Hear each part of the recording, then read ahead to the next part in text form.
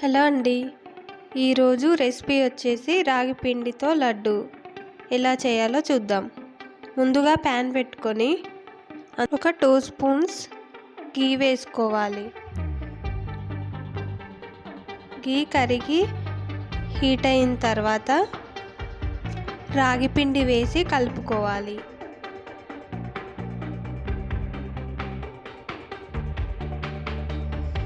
రాగి పిండి ఫ్రై అవుతూ ఉంటే కలర్ చేంజ్ అవుతుందండి. మనకి మంచి స్మెల్ కూడా వస్తుంది. స్టవ్ సిమ్లో ఉంచుకొని స్లోగా ఫ్రై చేసుకోవాలి. పిండి కలర్ పూర్తిగా చేంజ్ అవుతుంది.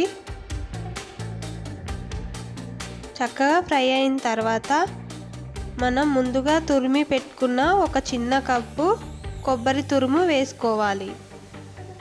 పచ్చి కొబ్బరి తురుము అండి. వేసుకొని బాగా కలుపుకోవాలి.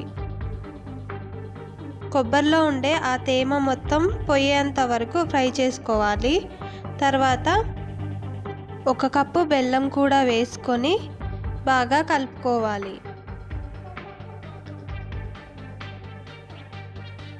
1 కప్పు రాగి పిండికి 1 కప్పు బెల్లం అయితే సరిపోతుందండి. బెల్లం పూర్తిగా కరిగిపోయిన తర్వాత వేరొక ప్లేట్లో వేసుకొని చల్లార్చుకోవాలి. తర్వాత మరో చిన్న ప్యాన్లో గీ వేడి చేసుకొని 1 స్పూన్ గీ వేసి ముందుగా కట్ చేసి ఉంచుకున్న బాదం పలుకులు, కాజు పలుకులు వేసి దోరగా ఫ్రై చేసుకోవాలి. తర్వాత రాగి పిండిలో వేసి చక్కగా కలుపుకొని తర్వాత కొన్ని పాలు చల్లుకుంటూ లడ్డూల్లా చుట్టుకోవడమే అండి.